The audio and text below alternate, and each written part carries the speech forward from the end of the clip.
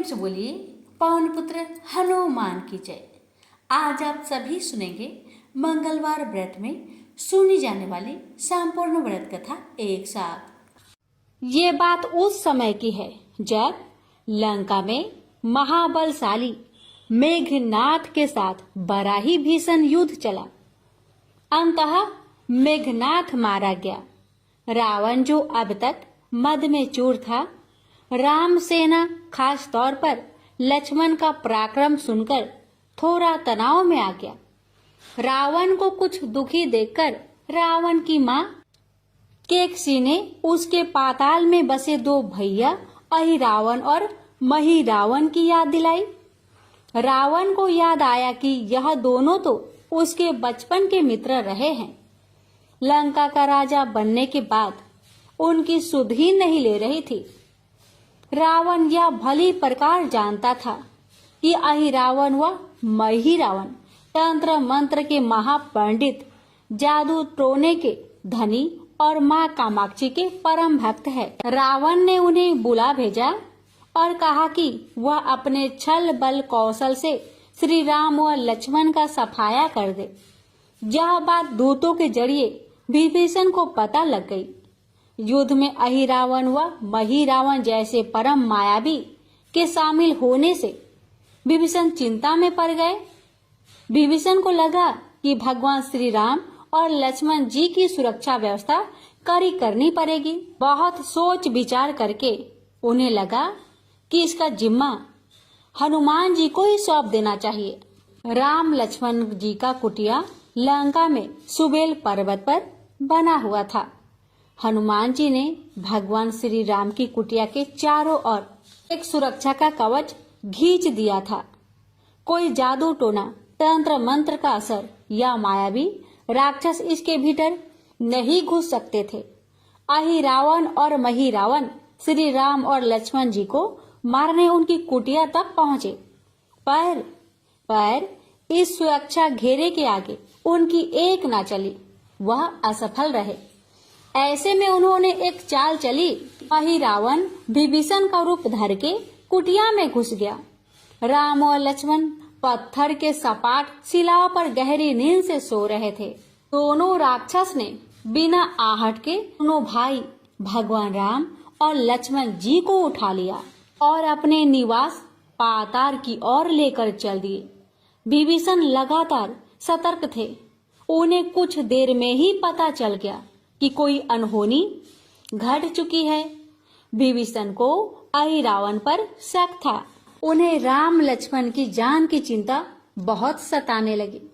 विभीषण ने हनुमान जी को महिरावण के बारे में बताते हुए कहा कि वे उसका पीछा करें। लंका में अपने रूप में घुसना राम भक्त हनुमान के लिए ठीक न था, सो उन्होंने पंछी का रूप धारण कर लिया और पंछी का रूप में ही निकुंभला नगर में पहुंच गए। निकुंभला नगरी में पंछी रूप धरे हनुमान जी ने कबूतर और कबूतरी को आपस में बात करते हुए सुना। कबूतर और कबूतरी एक दूसरे से कह रहे थे कि अब रावण की जीत पक्की है। रावण व महिरावण राम लक्ष्मण को बलि चढ़ा देंगे, बस सारा युद्ध समाप्त हो। कबूतर की बातों से ही बजरंग बली को पता चला कि दोनों राक्षस राम और लक्ष्मण को सोते में ही उठाकर कामाक्षी देवी को बलि चढ़ाने पाताल लोक ले गए हैं। हनुमान जी वायु के वेग से रसातल की ओर बढ़े और तुरंत वहां पहुंचे। हनुमान जी को रसातल के प्रवेश द्वार पर एक अद्भुत पहरेदार मिला। इसका आधा शरीर बानर का और आधा शरीर मछली का था। उसने हनुमान जी को पाताल में प्रवेश करने से रोक दिया। द्वार पर हनुमान जी से बोला कि मुझको परास्त किए बिना तुम्हारा भीतर जाना संभव नहीं है। दोनों में घमासान लड़ाई हुई। हनुमान जी के आशा के विपरीत यह बड़ा ही बलशाली और कुशल योद्धा निकला। दोनों ही बड़े बलशाली थे। दोनों में बहुत भयंकर युद्ध हुआ, परंतु वह बजरंग बली के आगे टिक नहीं सका। आखिरकार हनुमान जी ने उसे परास्त कर दिया और उस द्वारपाल की प्रशंसा करने से अपने आप को रोक नहीं पाए। तब हनुमान जी ने उस वीर से पूछा कि हे वीर, तुम कौन हो? अपना परिचय तो दो। तुम्हारा स्वरूप भी कुछ ऐसा है कि उसे देखकर मुझे कौतूहल हो रहा है। उस वीर ने उत्तर दिया, मैं हनुमान का पुत्र हूँ और एक मछली से पैदा हुआ हूँ। मेरा नाम है मकरध्वज। हनुमान जी ने यह सुना तो बड़े ही आश्चर्य में पड़ गए। वह वीर की बात सुनने लगे। मकरध्वज ने कहा, लंका दहन के बाद हनुमान जी समुद्र में अपनी अग्नि शांत करने के लिए पहुंचे। उस समय उनके शरीर से गिरते पसीने में से एक बूंद मेरी माँ के मुख में चला गया और उसी से मेरी माँ गर्भवती हो गई। उसी से मेरा जन्म हुआ है। हनुमान जी ने जब यह सुना तो मकरध्वज को बताया कि वह कोई और नहीं, स्वयं हनुमान है। यह सुनकर मकरध्वज ने हनुमान जी के चरण स्पर्श किए और हनुमान जी ने भी अपने बेटे को गले से लगा लिया और वहां आने का पूरा कारण बताया। उन्होंने अपने पुत्र से कहा कि अपने पिता के स्वामी की रक्षा में सहायता करो। मकरध्वज ने हनुमान जी को बताया कि कुछ ही देर में राक्षस बलि के लिए आने वाले हैं। बेहतर होगा कि आप रूप बदलकर कामाक्षी के मंदिर में जाकर बैठ जाइए। उनको सारी पूजा झरोखे से करने को कहे। हनुमान जी ने पहले तो मधुमक्खी का भेष धारण कर माँ कामाक्षी के मंदिर में घुस गए।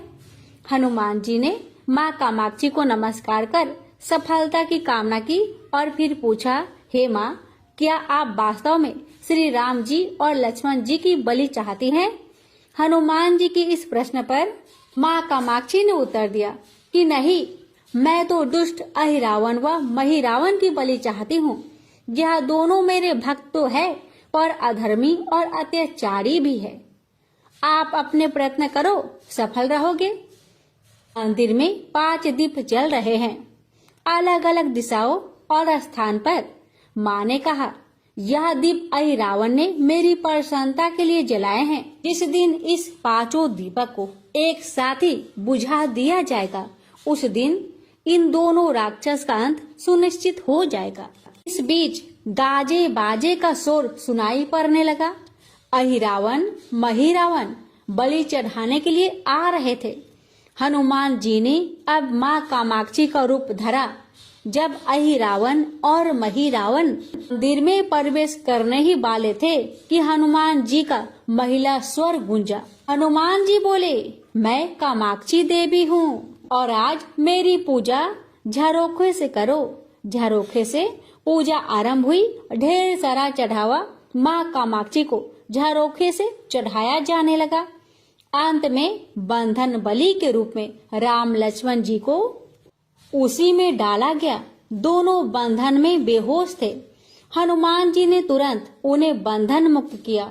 अब पाताल लोक से निकलने की बारी थी, पर उससे पहले माँ कामाक्षी के सामने अहिरावण महिरावण की बलि देकर उनकी इच्छा पूरी करनी थी और दोनों राक्षसों को उनके किए की सजा भी देना था। अब हनुमान जी ने मकरध्वज को कहा कि वह अचेत अवस्था में लेटे हुए भगवान राम और लक्ष्मण का खास ख्याल रखे और उसके साथ मिलकर दोनों राक्षसों के खिलाफ युद्ध छेड़ दिया। पर यह युद्ध आसान नहीं था। अहिरावण और महिरावण बड़ी मुश्किल से मरते तो फिर 5-5 के रूप में जिंदा हो जाते। इस विकट स्थिति में मकरध्वज ने बताया कि अहिरावण की एक पत्नी नागकन्या है। अहिरावण उसे बलात्कार लाया है। वह उसे पसंद नहीं करती पर मन मार के उसके साथ है। वह अहिरावण की राज जाननी होगी। उससे उसकी मौत का उपाय पूछा जाए।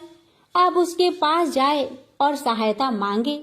मकरध्वज ने राक्षसों को युद्ध में उलझाए रखा और उधर हनुमान अहिरावण की पत्नी के पास पहुंच गए। अहिरावण की पत्नी नागकन्या से उन्होंने कहा कि यदि तुम अहिरावण के मृत्यु का भेद बता दो तो हम उसे मारकर तुम्हें उसके चंगुल से मुक्ति करा देंगे। अहिरावण की पत्नी ने कहा, मेरा नाम चित्रसेना है। मैं भगवान विष्णु की परम भक्त हूँ। मेरे रूप पर अहिरावण मर मिटा और मेरा अपहरण कर यहाँ कैद किया हुआ है, पर मैं उसे नहीं चाहती। लेकिन मैं अहिरावण का भेद तभी बताऊंगी जब मेरी इच्छा पूरी हो जाएगी। हनुमान जी ने अहिरावण की पत्नी नागकन्या चित्रसेना से पूछा कि आप अहिरावण की मृत्यु का रहस्य बताने के बदले क्या चाहती हैं? आप मुझसे अपनी शर्त बताए, मैं उसे जरूर मानूंगा, जरूर पूरा करूंगा। चित्रसेना ने कहा, दुर्भाग्य से अहिरावण जैसा असुर मुझे हर लाया, इससे मेरा जीवन खराब हो गया। मैं अपने दुर्भाग्य को सौभाग्य में बदलना चाहती हूँ। आप अगर मेरा विवाह श्री राम से कराने का वचन दे तो मैं अहिरावण के वध का रहस्य आपको जरूर बताऊंगी। अब तो हनुमान जी सोच में पड़ गए। भगवान श्री राम तो एक पत्नी निष्ठ है, अपनी धर्म पत्नी देवी सीता को मुक्त कराने के लिए असुरों से युद्ध कर रहे हैं। वह किसी और से विवाह की बात तो कभी न स्वीकारेंगे। मैं कैसे वचन दे सकता हूँ? फिर सोचने लगे कि यदि समय पर उचित निर्णय न लिया जाए तो स्वामी की प्राण ही संकट में है।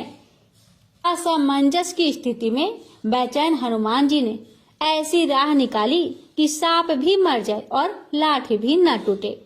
हनुमान जी बोले, तुम्हारी शर्त स्वीकार है, पर हमारी भी एक शर्त है। अब विवाह तभी होगा जब तुम्हारे साथ भगवान राम जिस पलंग पर आसीन होंगे वह सही सलामत रहना चाहिए।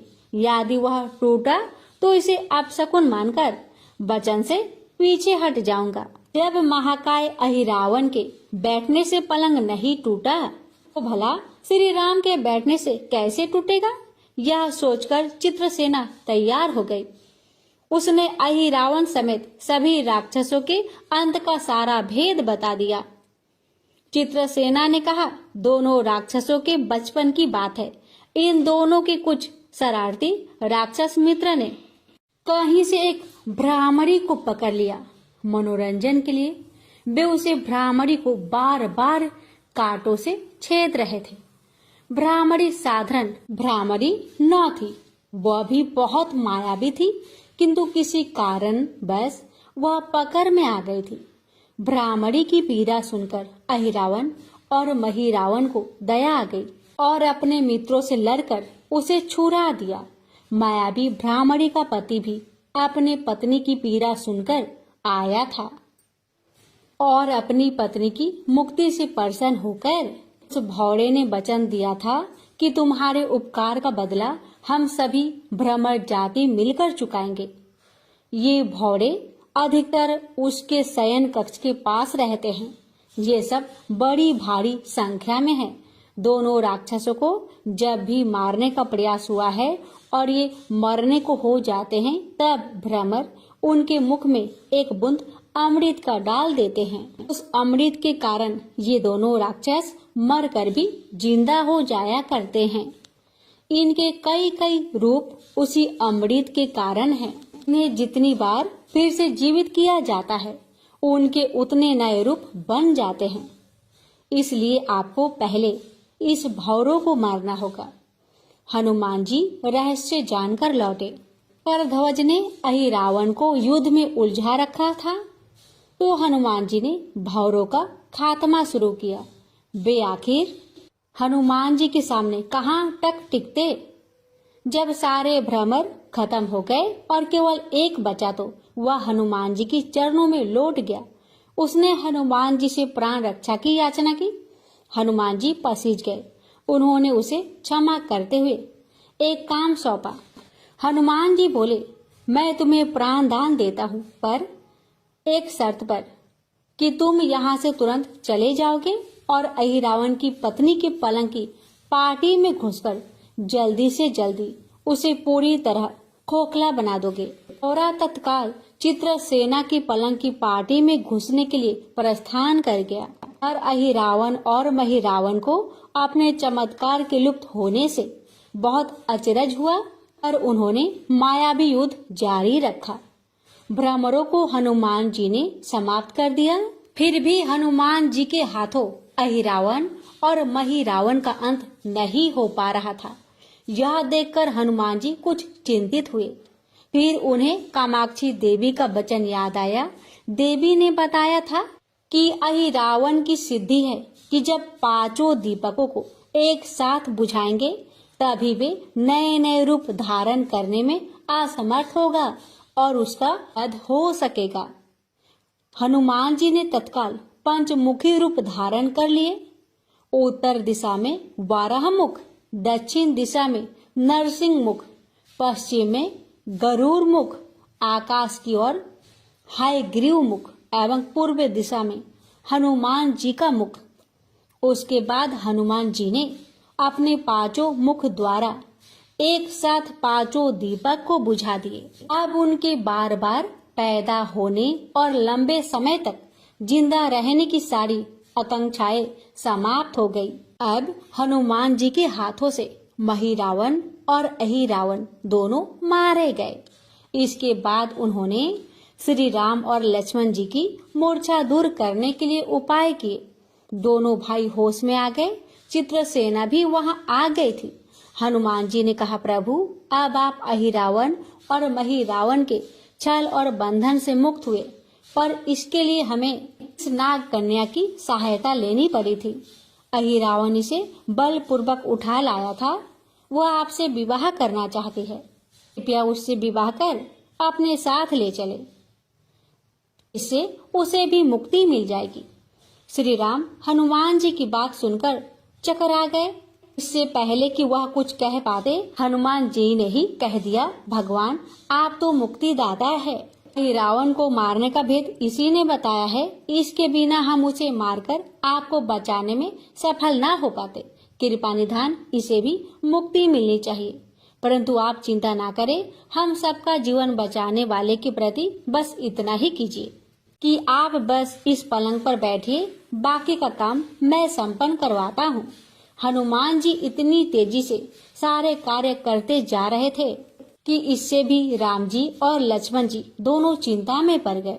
वह कोई कदम उठाते कि तब तक हनुमान जी ने भगवान राम की बाह पकड़ ली। हनुमान जी ने भावावेश में प्रभु श्री राम की बाह पकड़कर चित्रसेना के उस सजे धजे विशाल पलंग पर बिठा दिया। भगवान राम कुछ समझ पाते कि तभी पलंग की खोखली पाटी चरचराकर टूट गई। पलंग धराशायी हो गई। चित्रसेना भी जमीन पर आ गिरी। हनुमान जी हंस पड़े और फिर चित्रसेना से बोले, अब तुम्हारी शर्त तो पूरी हुई नहीं, इसलिए यह विवाह नहीं हो सकता।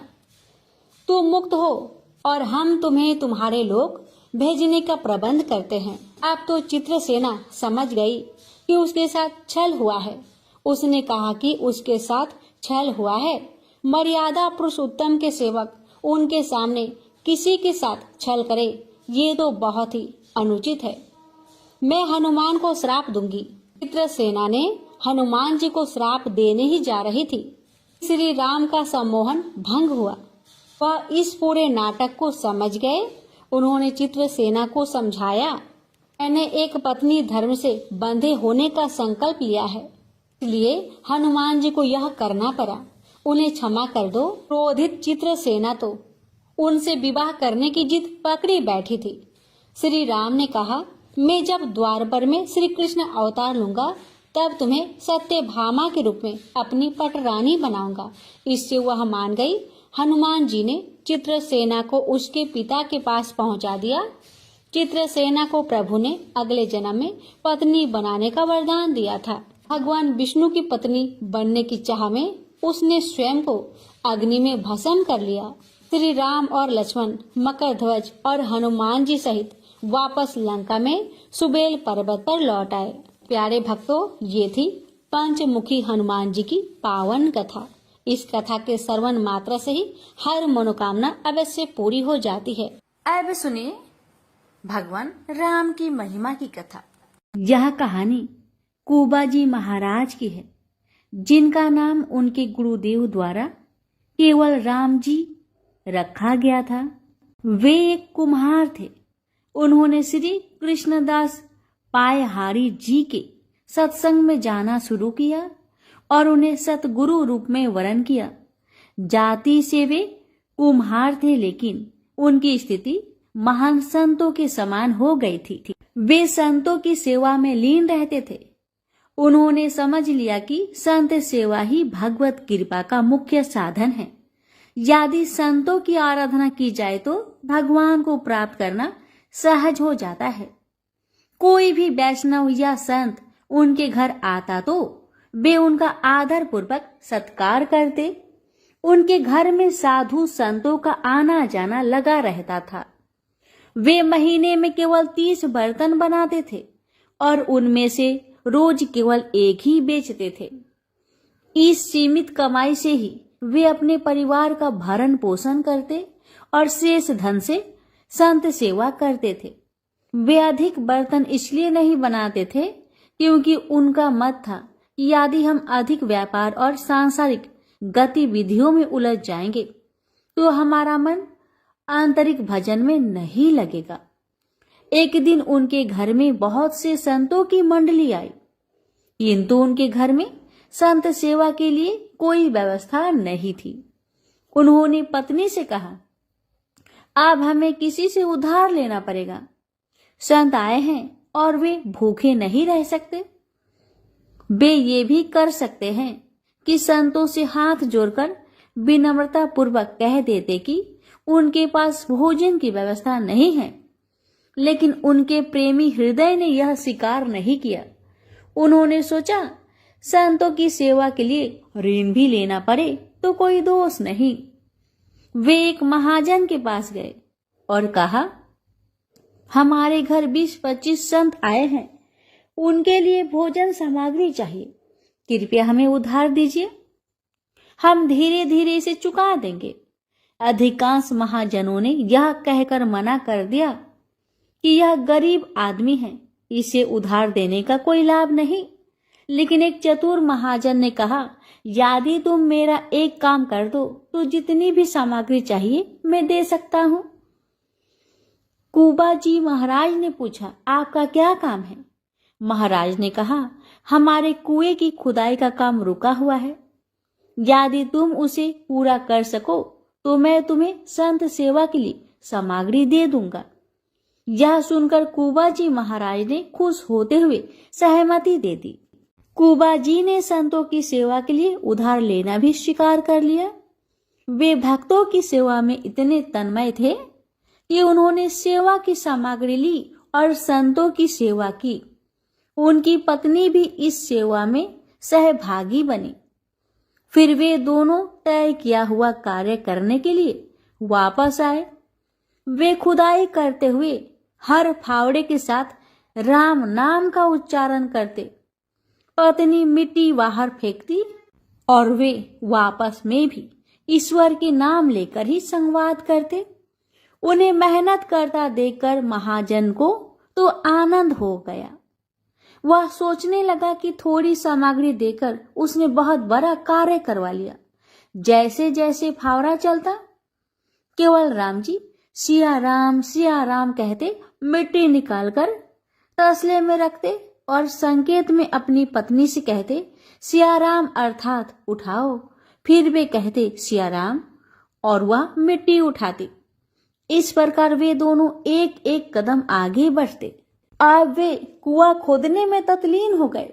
खुदाई के दौरान मिट्टी खिसकने लगी क्योंकि चारों ओर रेतीली मिट्टी थी। कुछ ही समय में हजारों मन मिट्टी खिसक गई।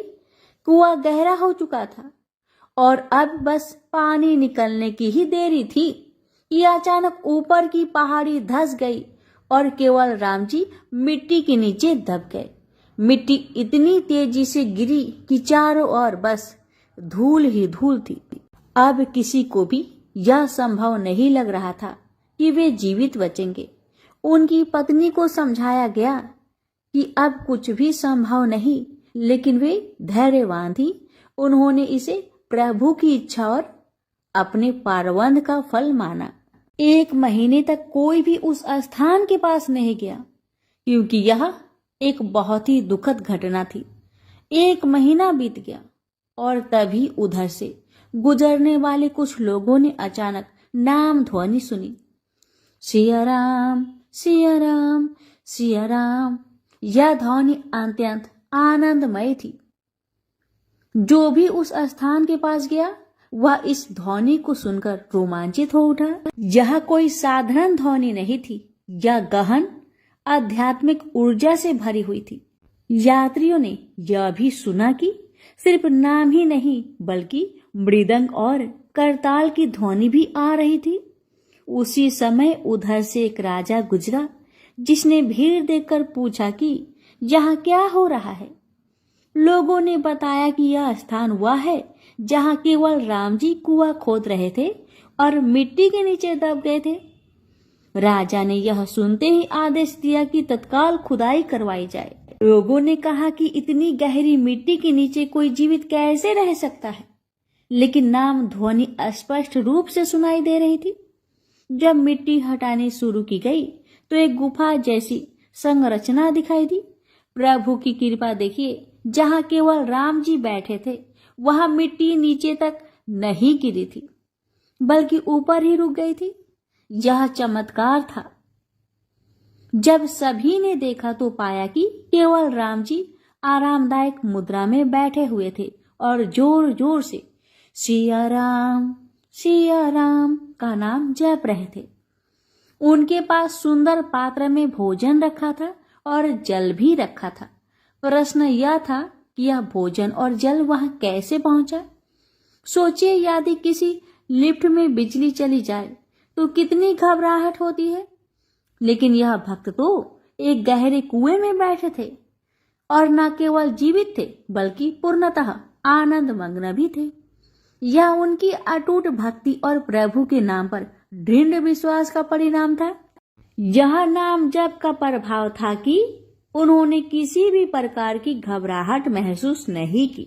प्यारे भक्तों, जो भक्त सच्चे मन से नाम जप करते हैं उसका पालन पोषण स्वयं भगवान करते हैं। जब खुदाई पूरी हुई तो सभी ने देखा कि केवल राम जी सुरक्षित थे। बस उनकी पीठ पर हल्की चोट आई थी, लेकिन वे पूर्णतः स्वस्थ थे। वे पूरे 1 महीने से उस स्थान पर थे और फिर भी उनके पास जल और भोजन उपलब्ध था। अब तो नगर के लोग दौड़ दौड़ कर आ रहे थे। अलग अलग गांव से लोग भेंट लेकर आ रहे थे। यह आश्चर्य की बात थी कि 1 महीना बीत जाने के बावजूद वे जीवित थे और भजन कर रहे थे। लोग श्रद्धा से उनके चरणों में झुक गए। यह ईश्वर की कृपा थी। यह नाम जप की महिमा थी। नाम जप में अद्भुत शक्ति है। यह केवल राम जी का दृढ़ विश्वास और भजन ही था जिसने उन्हें मृत्यु के मुख से बाहर निकाला। यह भगवान के नाम ही अपार महिमा को दर्शाता है। प्रेम से बोलिए सिया रामचंद्र की जय। हे भगवान, आपकी इस पावन कथा को जो भी भक्त श्रद्धा पूर्वक पूरा सुने उस भक्त की हर मनोकामना को पूर्ण करे। जय सिया राम। अब सुनेंगे मंगलवार व्रत में सुनी जाने वाली मंगल चंडी की व्रत कथा। एक गांव में एक शिकारी परिवार रहा करते थे। धर्मकेतु और उसकी पत्नी निधा, उनकी 5 बेटी थी। एक भी बेटा नहीं था जो वंश को आगे बढ़ाए, इसलिए धर्मकेतु दूसरी शादी करना चाहता था। निधा बहुत चिंतित और उदास रहती थी। एक दिन देवी चंडी एक ब्राह्मणी भेष में निधा के पास भिक्षा मांगने गई। निधा के व्यवहार से चंडी प्रसन्न होकर कुछ मांगने को कहा। निधा ने कहा, मेरे पास सब कुछ है पर कोई पुत्र नहीं है।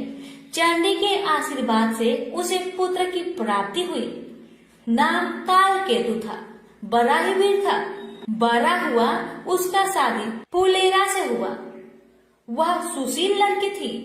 उसके आने से पहले शिकार कर लाया हुआ मांस कालकेतु की माँ हाट में बेचने जाया करती थी, पर उसके आ जाने के बाद अब कालकेतु जंगल से जानवरों का शिकार कर लाता।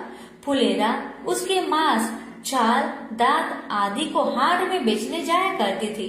हाट का मतलब है बाजार में बेचने जाया करती थी। बेटे ने घर अच्छे से संभाल लिया था। ये देखकर पति पत्नी काशी चले गए। अब हर रोज की तरह दोनों अपने काम में लगे रहते थे। काल केतु इतना ज्यादा शिकार करता कि जंगल के जानवर डरने लगे। सभी जानवरों ने जंगल के राजा सिंह से गुहार लगाई। गेंडे ने कहा, राजा जी, मैं बहुत दुखी हूँ, मेरे 7 भाई मारे गए।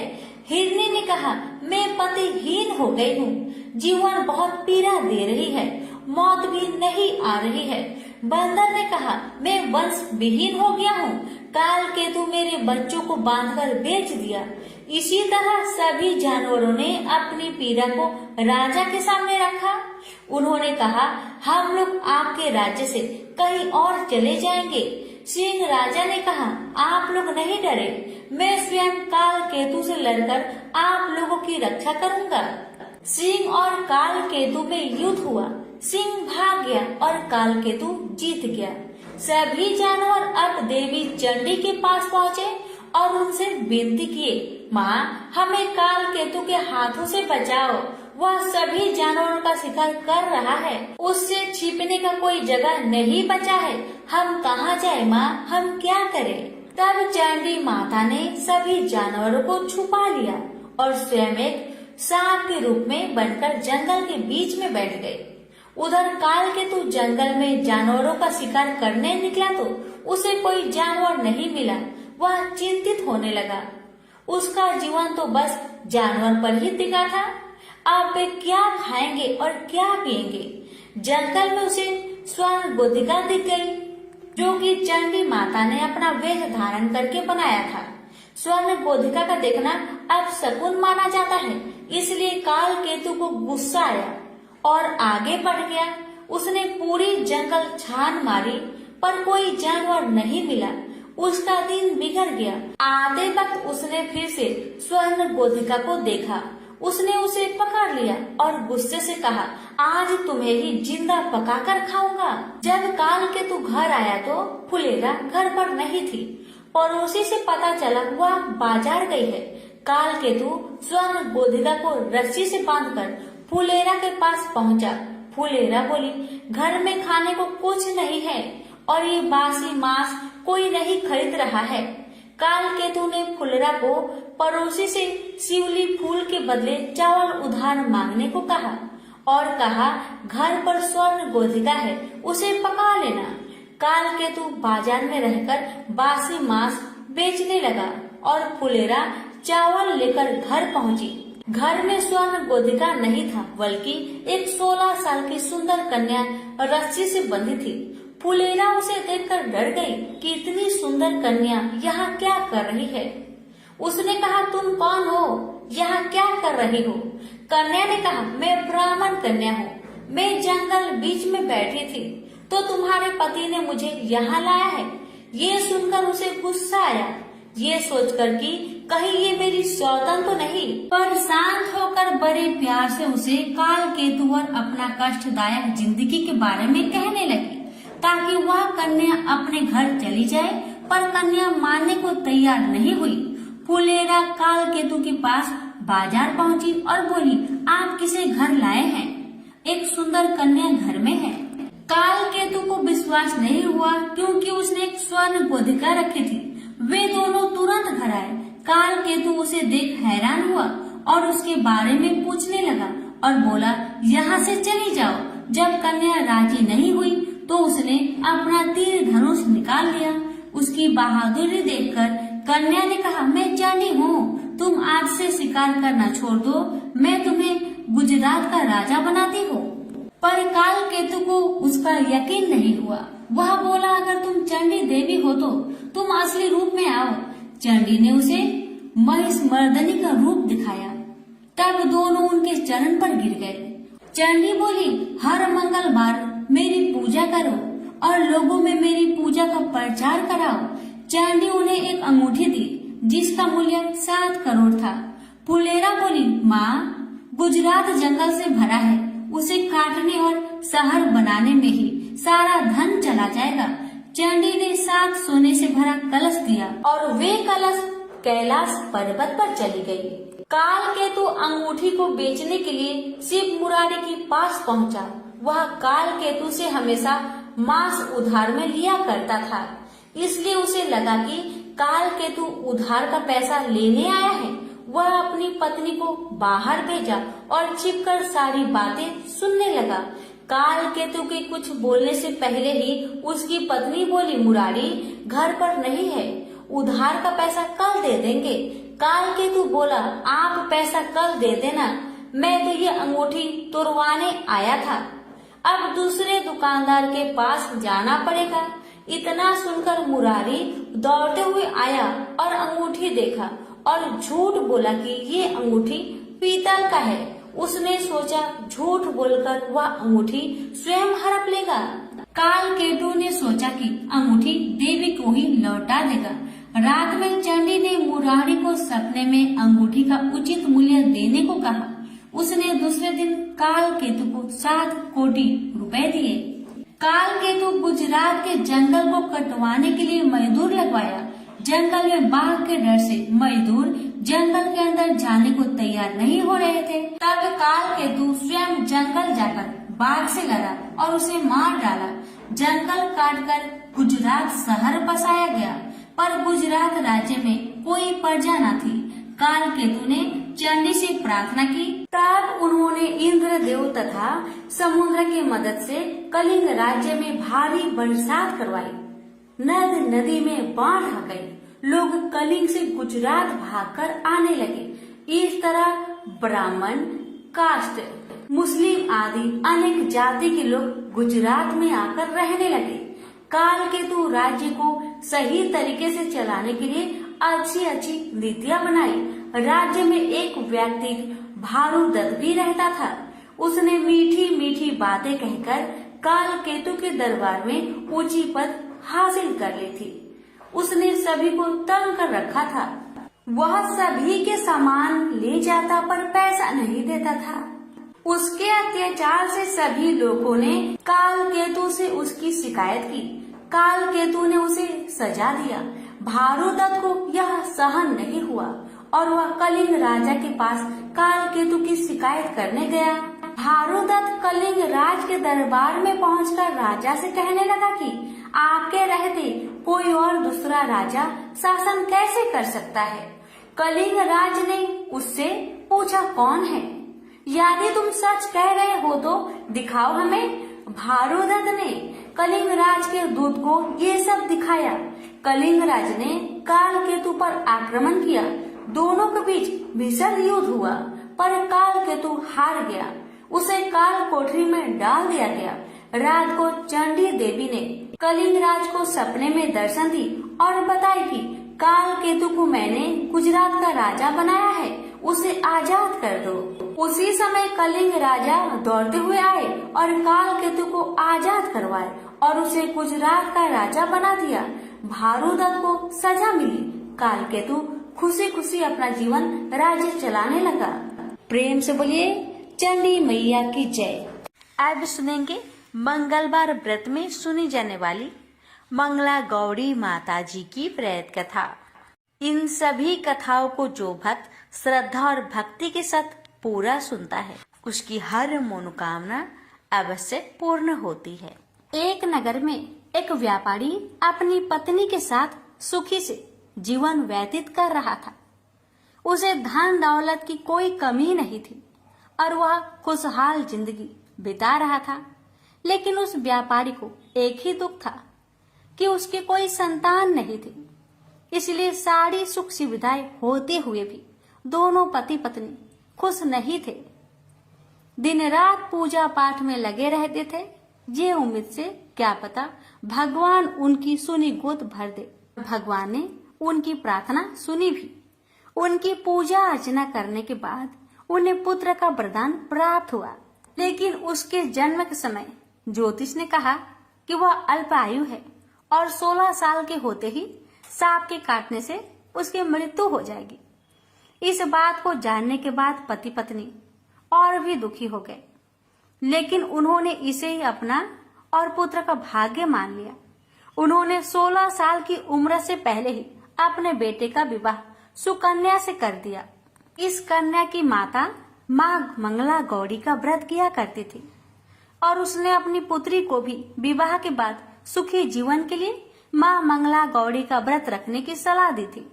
विवाह के बाद कन्या ने ससुराल आकर विधि विधान से मंगला गौरी का व्रत किया और माँ गौरी की पूजा अर्चना की, जिसके परिणाम स्वरूप उसे अखंड सौभाग्यवती का आशीर्वाद प्राप्त हुआ और सेठ के पुत्र की मृत्यु टल गई और तभी से माँ मंगला गौरी की व्रत की मान्यता अधिक बढ़ गई। प्रेम से बोलिए मंगला गौरी माता की जय हो। प्राचीन काल में कुरु देश में श्रुत कीर्ति नामक एक राजा शास्त्र ज्ञाता, कीर्तिमान तथा शत्रु रहित था। वह 64 कलाओं को जानने वाला तथा धनुर्विद्या में निपुण था। उसके यहाँ संसार की किसी वस्तु की कमी न थी। कमी थी तो केवल एक संतान की। संतान प्राप्ति के लिए वह दिन रात यत्न करता था। उसने संतान के लिए देवी की आराधना भी की। एक दिन देवी ने उसकी आराधना से प्रसन्न होकर उसे साक्षात दर्शन दिए और कहा, हे श्रुत कीर्ति, वर मांगो। राजा श्रुत कीर्ति ने कहा, माँ, यदि आप मुझ पर प्रसन्न हैं तो मुझे एक पुत्र दीजिए। आपकी कृपा से मेरे यहाँ धन्य धान्य आदि किसी चीज की कमी नहीं, बस एक कमी है तो पुत्र सुख की। इसको छोड़कर मेरे यहाँ सब आनंद है। राजा के ऐसे कहने पर देवी मुस्कुराई और उन्होंने कहा, राजन, तुमने एक दुर्लभ वस्तु की याचना की है, फिर भी तुमको पुत्र मैं अवश्य दूंगी। लेकिन तुम मेरी बात को ध्यान देकर सुनो। तुम्हारे यहाँ जो पुत्र होगा वह बहुत गुणवान होगा, किंतु वह 16 वर्ष से अधिक जीवित नहीं रहेगा। हाँ, यदि एक सुंदर अथवा विद्या विहीन पुत्र होगा तो वह बहुत समय तक जीवित रहेगा।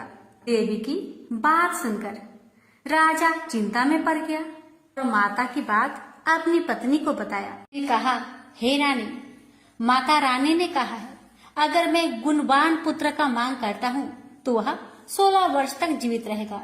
अगर अनपढ़ गंवार पुत्र की मांग करता हूँ तो वह दीर्घ काल तक जीवित रहेगा। अब तुम बताओ, मैं क्या करूँ और क्या मांगू? बहुत सोच विचार करके राजा ने गुणी संपूर्ण लक्षण युक्त 16 वर्ष की आयु वाला पुत्र मांगा। देवी ने कहा, राजा, मेरे मंदिर के मुख्य द्वार पर आम का पेड़ है। मेरी आज्ञा है कि तुम उस पेड़ से एक आम तोड़कर अपनी रानी को खाने के लिए दे दो और उसको खाने से ही रानी का गर्भ अवश्य ठहरेगा। राजा ने प्रसन्न होकर देवी के मंदिर के मुख्य द्वार पर जो आम का पेड़ था वहां से एक आम तोड़कर अपनी पत्नी को खाने के लिए दिया। रानी ने भी माँ मंगला गौरी के आदेश अनुसार फल खाया और 10 मास के पश्चात उसके यहाँ देव पुत्र तुल्य पुत्र पैदा हुआ। हर्ष शोक से संपन्न राजा ने राजकुमार का अतकर्म आदि संस्कार करवाया और भगवान सदाशिव का ध्यान धरकर उसका नाम चिरायु रखा। लड़का अपने माता पिता की देख रेख में चांद की तरह बढ़ने लगा। दिन बीतते चले गए और उसका 16वां वर्ष आरंभ हो गया। राजा रानी दोनों को चिंता सताने लगी। राजा ने सोचा, मैंने यह पुत्र बड़े कष्ट से प्राप्त किया है, अपनी आंखों के सामने इसका मृत्यु कैसे देख सकूंगा, कैसे सह सकूंगा। यह विचार करके उसने राजकुमार को उसके मामा के साथ काशी में भेज दिया। जाने के समय रानी ने अपने भाई से कहा, भाई, तुम कार्पटिक भेष धारण करके राजकुमार को काशी ले जाओ। मैंने इसके जन्म से पूर्व भगवान श्री सदाशिव से प्रार्थना की थी कि हे प्रभु, पुत्र प्राप्ति पर मैं उसे जगत पिता की यात्रा के लिए भेजूंगी। इसको इसी समय काशी ले जाओ, इसकी देह प्राण की रक्षा करना। रानी का भाई अपनी बहन की बात सुनकर भांजे को साथ लेकर काशी चला गया। कई दिन की यात्रा के पश्चात वह आनंद नगर पहुंचा। वहां पर वीरसेन नाम का एक राजा राज्य करता था, जो कि शास्त्र ज्ञाता, कीर्तिमान तथा शत्रु रहित था। उस राजा की कन्या मंगल गौरी अपने रूप लावण्य के कारण चहु और प्रसिद्ध थी। मानो वह राजकुमारी आकाश के चांद की तुलना में धरती की चांद थी। जिस समय राजकुमार चिरायु तथा उसका मामा आनंद नगर में शहर से बाहर के शाही बगीचे में पहुंचे, उस समय राजकुमारी मंगल गौरी अपनी सखी सहेलियों के साथ खेल रही थी। राजकुमार चिरायु तथा उसका मामा खेलती हुई लड़कियों को देखने लगे। खेलती हुई लड़कियों में से एक ने क्रोध में भरकर राजकुमार को गाली दिया। बालिका को क्रोधित और दुर्वचन कहते देखकर राजकुमारी ने उस बालिका से कहा, हे सखी, तुम गाली क्यों दे रही हो? तुम दुर्वचन क्यों कहती हो? मेरे संग अयोग्य वाणी बोलने वाली कोई भी स्त्री नहीं है। देखो, मंगला गौरी के प्रसाद एवं मंगला गौरी व्रत के प्रभाव से मेरे हाथ से जिसके माथे पर चावल गिर जाए, उसके साथ मेरा विवाह हो जाने पर यदि वह थोड़ी आयु वाला है तो भी चिरायु हो जाएगा। इसके बाद सब बालिकाएं अपने अपने घर को लौट गई। उस दिन राजकुमारी का विवाह वाहिक देश के दृढ़ धर्मा राजा के पुत्र सुकेतु नाम वाले राजकुमार से होने वाला था। लेकिन सुकेतु मूर्ख, कुरूप तथा बहरा था। वर पक्ष वाले उसकी बजाय विवाह मंडप में अन्य अच्छा वर ले जाने की इच्छा प्रकट कर चुके थे। विवाह के पश्चात सुकेतु के बजाय प्रस्तुत वर को भगा दिया जाएगा और सुकेतु वाहिक देश को अपनी पत्नी लेकर लौट जाएगा। ऐसा विचार करके वर पक्ष के कुछ आदमी चिरायु के पास जाकर उसके मामा से कहने लगे, यह बालक तुम हमें दे दो, इसके द्वारा हमारा कार्य सिद्ध होने वाला है। इस भूमि पर परोपकार जैसा अन्य कोई धर्म नहीं है। उन लोगों की बात सुनकर चिरायु का मामा प्रसन्न हो गया, क्योंकि वह बगीचे में मंगल गौरी की बात सुन चुका था। उसने वर पक्ष वालों से कहा, आप लोग इस लड़के को क्यों चाहते हैं? विवाह के लिए वस्त्र, गहने आदि तो मांगे जा सकते हैं, लेकिन कोई वर थोड़े ही मांगा जाता है। फिर भी मैं आपकी बात रखता हुआ लड़का को दे रहा हूँ। वर पक्ष राजकुमार चिरायु को विवाह मंडप में ले गए और विवाह के कार्य सिद्ध हो गया। जब सप्तपदी आदि कार्य होने के बाद रात में राजकुमार मंगल गौरी के साथ सोया, तभी उसका 16वां वर्ष समाप्त हो रहा था। ठीक उसी समय काल साप के रूप में वहां आया। संयोगवश उसी समय राजकुमारी की नींद खुल गई और वह सांप को देखकर मारे भय के कांपने लगी। फिर उसने भय त्याग कर सांप की पूजा की, पीने के लिए उसे बहुत सा दूध दिया, प्रार्थना की दीन वाणी से, उसकी स्तुति की। मंगल गौरी ने कहा, मैं उत्तम व्रत करूंगी, मेरे पतिदेव जीवित हो जाए और चिरंजीवी हो। देखते ही देखते सांप कमंडल में प्रवेश कर गया। अपनी कुछ की चोली से राजकुमारी ने कमंडल का मुख बांध दिया। उस समय राजकुमार अपने शरीर के अंगों को ऐंठते हुए जागकर उठकर बैठ गया। उसने राजकुमारी से कहा, मुझे बहुत भूख लगी है। राजकुमारी ने माता के समीप जाकर लड्डू आदि लाकर राजकुमार को खाने के लिए दिए। राजकुमार ने प्रसन्न होकर भोजन किया। हाथ धोते समय उसके हाथ से अंगूठी गिर गई। वह पान खाकर दोबारा सो गया। उसके सोने के बाद राजकुमारी कमंडल को बाहर फेंकने के लिए गई, लेकिन विधि के विधान से बाहर जाते समय चमकते हुए हार की चमक देखकर चकित रह गई। उसने उस घाट में स्थित हार को अपने गले में पहन लिया। थोड़ी रात बाकी रहने पर चिरायु का मामा आकर उसे ले गया। चिरायु के जाने के बाद वर पक्षजन सुकेतु को वहां ले आए। मंगल गौरी ने जब सुकेतु को देखा तो कहा, यह मेरा पति नहीं है। इस पर वर पक्ष जनों ने राजकुमारी से कहा, हे देवी, यह तुम क्या कह रही हो? यदि कोई पहचान हो तो कहो। मंगल गौरी ने कहा, रात को मेरे पति ने जो मुझे जराऊ हार दिया है, उस हार के रत्नों की सुंदरता यह बताए, यह कोई अन्य ही है। रात्रि में आम्र सेजन के समय मेरे पति का केसर युक्त पद मेरी जांघ में लगा हुआ है। लोग उसे देखो। रात के समय मेरे और मेरे पति के बीच जो बातचीत हुई है और हमने क्या भोजन किया था, ये भी बतलाए तो यह मेरा पति होगा। मंगल गौरी की बात सुनकर वर पक्ष जनों ने कहा, ठीक है, लेकिन सुकेतु उपरोक्त प्रश्नों में से किसी एक का भी उत्तर नहीं दे सका। इस पर कन्या पक्ष वालों ने उसके साथ राजकुमारी को भेजने से इनकार कर दिया और वर पक्ष जन अपना सा मुंह लेकर जैसे आए थे वैसे ही लौट गए। मंगल गौरी के पिता महाराजा वीरसेन ने प्रसन्न होकर एक महान यज्ञ रचाया। उसने ये भी सुना कि वर पक्ष जन किस प्रकार अपने कुरूप राजकुमार के बजाय किसी अन्य सुंदर युवक को विवाह के मंडप में ले आए थे और उसके साथ मंगल गौरी का विवाह हुआ था। अब मंगल गौरी राजमहल के बरामदे में एक जिक्र की ओट में बैठ गई और प्रत्येक आते जाते यात्री को देखने लगी ताकि उनमें कहीं उसे चिरायु दिखाई दे जाए। उधर चिरायु भी अपनी ससुराल का हाल जानने के लिए अपने मामा के साथ वहां आ पहुंचा। जो ही वह चिक के सामने से गुजरा, मंगल गौरी ने उसे देखकर कहा, पिताजी, मेरे पति आ गए हैं। राजा ने तुरंत ही मामा भांजे को राजभवन के भीतर बुलवा भेजा। मंगल गौरी की बताई हुई सब निशानियां चिरायु में मौजूद थी। राजा ने वस्त्र भरण अवश्य, गज रथ तथा अन्य बहुत सी चीजों के साथ मंगल गौरी चिरायु के साथ कर दी।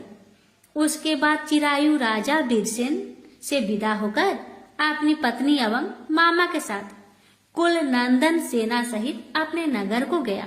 जब उसके माता पिता ने लोगों के मुख से उसकी वापस आने की बातें सुनी तो उन्हें इस बात का विश्वास ही नहीं हुआ।